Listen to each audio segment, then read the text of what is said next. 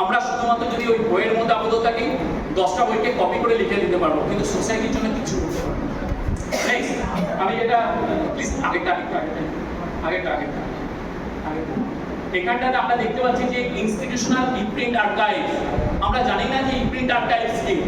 বিদ্যানীতি বলে আমাদের একটা ওয়েবসাইট আছে, সেখানে যদি যাই আমরা বিভিন্ন আর্কাইভস গুলো সেখানে দেখতে পাবো, আমাদের সাবজেক্ট ডোমেনে দেখতে পাবো।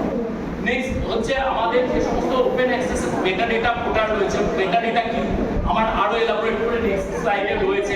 এছাড়াও আমাদের যে সমস্ত ম্যানুস্ক্রিপ্ট আছে, স্ট্যান্ডার্ড আছে, আমরা বিভিন্ন স্ট্যান্ডার্ড ইউজ করি। ইউ নো দ্যাট আইএসও, আমরা তার মধ্যে একটা জানি একটা স্ট্যান্ডার্ড হচ্ছে আইএসওর মধ্যে ভাগ দেখি, অনেক সময় দেখি না আমরা যে আইএসও 9000, আইএসও 9001, আইএসও 2709, প্রত্যেকটা স্ট্যান্ডার্ডের কারণ কি, প্রত্যেকটা স্ট্যান্ডার্ড কোথায় অ্যাপ্লিকেশন হয় প্রত্যেকটা কিন্তু প্রয়োজন রয়েছে। আমরা যখন কোনো একটা দোকানে দেখি তখন দেখি লেখা আছে আইএসও 9001, হোয়াট ইজ দিস, কেউ জানি না, বাট আমরা জানি এটা 9000।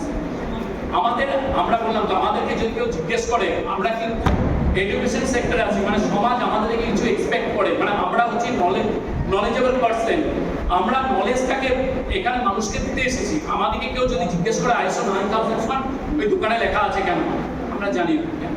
তো সেই জানারগুলো বোঝার জন্য অবশ্যই আমাদের কনসেপ্টগুলো কিন্তু আগে ক্লিয়ার হওয়া দরকার। নেক্সট, আচ্ছা আমাদের প্রত্যেকে আমরা হায়ার এডুকেশনে বিলং করি, কেউ বলতে পারবো আমাদের এই স্লাইডটা কোন স্লাইড? জাস্ট আমি একটা স্লাইড বলছি, এটা কিন্তু আমাদের এডুকেশন সেক্টরের স্লাইড। আমি এইটুকু দায়িত্ব নিয়ে বলছি, আমি জাস্ট ক্লু দিচ্ছি, তারপর আমি বলে দিচ্ছি এটা কিসের স্লাইড। আমরা হায়ার এডুকেশনে বিলং করছি, আমরা জানি ন্যাশনাল এডুকেশন পলিসি, এটাও বলছি ন্যাশনাল এডুকেশন পলিসিতে এটা আছে। তাহলে কি এটা কিসের স্লাইড? কেউ জানি না, কোনোদিন খুলেও দেখিনি, বা হয়তো আমরা জানিনি বা বুঝিনি জিনিসটা। দিস ইজ দ্য স্বয়ং পোর্টাল, প্রত্যেকে আমরা জানি, কিন্তু আমরা কেউ এখানে সার্চ করে কোনোদিন দেখিনি। এখানে কি কি পেতে পারি আমরা স্বয়ংের মধ্যে থেকে? নিউজ পেপার আর্কাইভস, এটা আমাদের গভর্নমেন্ট অফ ইন্ডিয়ার news paper archives, judicial issues, patent standard, আমি যেগুলো আগে বললাম।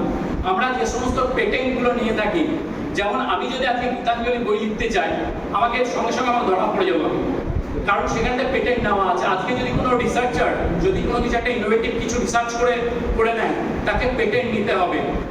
যদি কোনো একটা দোকান কেউ খোলে, যদি কোনো একটা প্রোডাক্ট বানায়, সেই প্রোডাক্টের ট্রেডমার্ক তাকে নিতে হবে। যদি আমি একটা বই লিখি, আমাকে কপিরাইট নিতে হবে। যদি আমি এগুলো না নিই, আমি ধরা পড়ে যাব। সো এখানে স্কুল এডুকেশন, হায়ার এডুকেশন, প্রত্যেকটা সমস্ত কিছু এখানে আর্কাইভগুলো আমরা এখান থেকে পেতে পারি। নেক্সট, এবং বিউটিটা হচ্ছে এখানে আইআইটি এটাকে এখন এলাবোরেট করছে প্রত্যেকটা জায়গা।